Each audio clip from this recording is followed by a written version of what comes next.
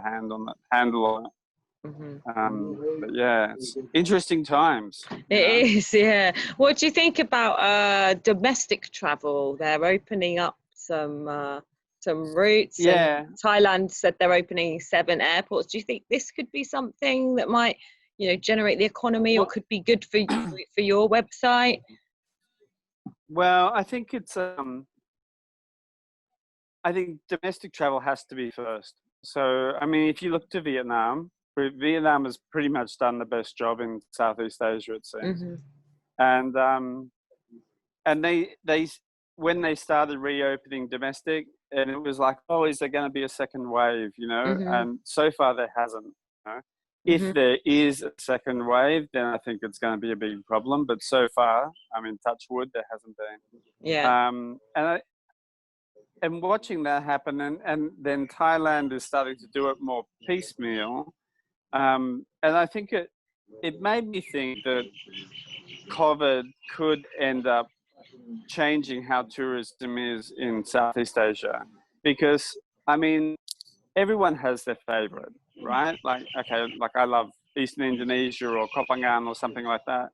But for a lot of people, I'm not saying the majority of people, but they don't really mind whether they go to Bali or Samui or Phuket or Phu Quoc. It doesn't really matter. It just has to have a decent beach, some palm trees, affordable food and beer and what have you, and where they can just go and chill the hell out for 2 weeks. So it'll be interesting to see that if Vietnam really nails it, and so Phu Quoc gets a lot more business, how many of those people who previously would have been coming to, say, Bali or Phuket or something like that will start thinking, well, yeah, maybe Vietnam's a goer, because Vietnam's always had far lower numbers than seems like really deserve. But within Thailand, I mean, it's still pegged into this 14-day quarantine kind of thing. So you can go to Chiang Mai, but then you've got to sit. I mean, no, I don't even really like Chiang Mai, so I'm not even going to say I could handle 14 days there. I mean, 14 days on Koh Phangan, no problem. Yeah. But, I mean, 14 days in I don't know, like Pattaya or Phuket or something, like, no, I don't want to do that. So, but until they like get it under control, I don't see what the solution is. I mean, if you get the bus, do you still have to quarantine? And like, there's all these different rules, like, are you Thai, or you're a foreigner with a work permit, or you're a foreigner without a work permit, or you're a tourist, or, it's all that stratified levels that they have. Well, not just in Thailand, but it muddies the water and makes it more confusing for people who are saying, well, screw this, I'm just going to go to Melbourne, this is too complicated, and it's the risk, and you can't get health insurance or travel insurance. And I mean, yeah, it's difficult. I mean, that's why I think like a year, 18 months, 2 years, I mean, before things really get going again. And so then for like the small businesses, whether it's a small business like a website like mine, or a guest house, or a cafe or bar, it's like, well, how long can you hold your breath, so it's pretty tricky. Yeah. I mean, domestic travel, more Thais traveling, that's cool, I mean, I was talking to somebody the other day. Sorry, just tell me to shut up if I'm talking too much. No, go on. I was talking to someone the other day about changes in travel between like the 90s and in the last 4 or 5 years. Yeah. So in the 90s, when you were traveling in Thailand, generally, like, I know there's exceptions to this and everything, but generally your main interaction with a Thai person would be transactional, right? Like, you'd be paying for your room, or paying in the restaurant, or talking to a taxi driver or whatever. But generally, tourism was much more bubble-like. But now, if you go and stay in a hostel on Khasan Road or somewhere on the islands or something like that, it's just as likely to be packed with Thais. And that's so cool, because it gives you this whole different in to the local people and local culture. And it's like, oh, you're from Chiang Mai. Maybe I can come and stay with you, so you can teach me why I should like it, you know. But I mean, like, there's that whole, and like other regional, like Singaporeans and Malaysians and Indonesians and so on. So I think that's really cool, and so that does give the domestic travel a bit more of an opportunity to get ties to do more travel. You know? Yeah, it's always nice when you meet the people coming from, say, Bangkok for the full moon party on Koh Phangan. Right. It's nice. Yeah. So when you can travel, Stuart, do you have a choice of, you're like, right, I'm going to go there first? Well, I had the funny thing was in January I put up a list of this is my travel plan for this year, and so it was I can't remember now. It was like 16 destinations or something in this year, and so I got to like 3 of them before everything started to fall apart. So I mean, I'm actually supposed to be in Eastern Indonesia next month. That's not going to happen. We had planned to revisit Samui Kopangan Kotal this year. That's not going to happen.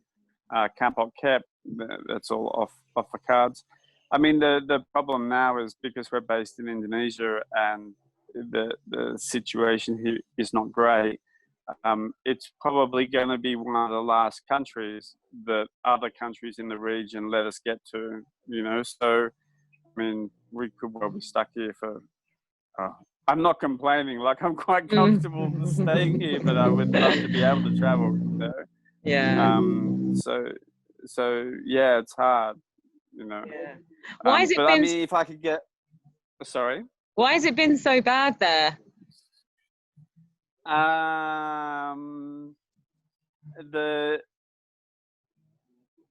The authorities probably didn't have the most switched on approach early on. Okay. There was a lot of travel at the end of Ramadan, Eid, where there's like millions of people traveling across the country, and there's been big numbers of cases elsewhere. I think there's about 30,000 here now, I think. And still not a lot of separation. I mean, here, the cafe opposite where I am has been open the whole time. I mean, there's not a lot of foreigners here, but there's some. And I mean, at least the traffic's better, you know. But I mean, you got to look on the positive side, right? Yeah. And, I mean, the beaches are still all closed, which is a bummer. But I think it will be quite a while before they really get a handle on things here. There's a lot of, I think, very wishful thinking in the tourism industry about what they would like to see happen. And I mean, economically, I mean, that would be great. But I mean, if you want to prioritize the safety of the local people, I think we're looking at, a very long breath.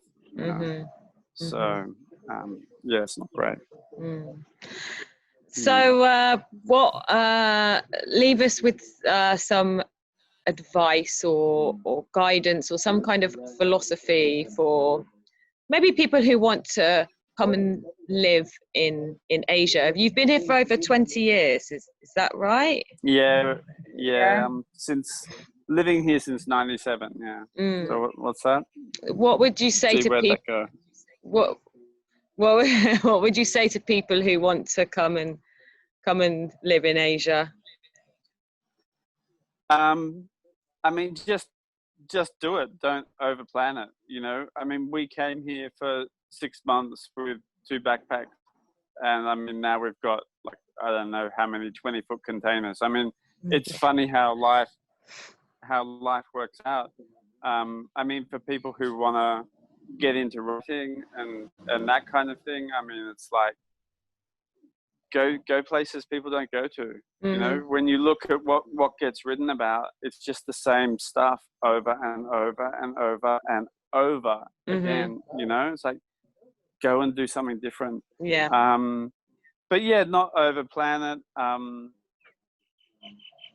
Yeah, take your time. You know, we didn't come up with a grand plan, and we only stayed because we were in Laos, and Sam saw a job at the embassy in like some news, like the Bangkok Post or something. I can't remember now. And she got the job, and then she got me a job, which is a normal sort of flow for us. Yeah. And then next thing you know, you've got an apartment, and it's like, oh, well, what do I do next? You know, you just make it up as you go. It's easy when you don't have kids, which we didn't have then. I think it's once you've got kids, school is like a really, really big issue. And that's one that we still wrestle with, and has been obviously complicated by COVID. But I mean, if you're coming up without kids, it's just do it. You know? And then have your kids here. Yeah, that's right. I mean, it's great. I think it's great for kids, isn't it? Yeah.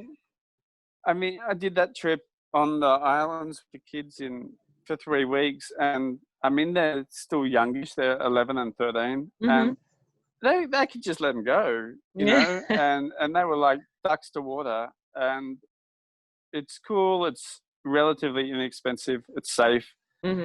My son hates the food, but my daughter will eat anything. So, you know, yin and yang. Take breaks when you get it. Thank you so much, Stuart. Yeah, you're welcome. Is there anything else you want to add before we hang up, or? No.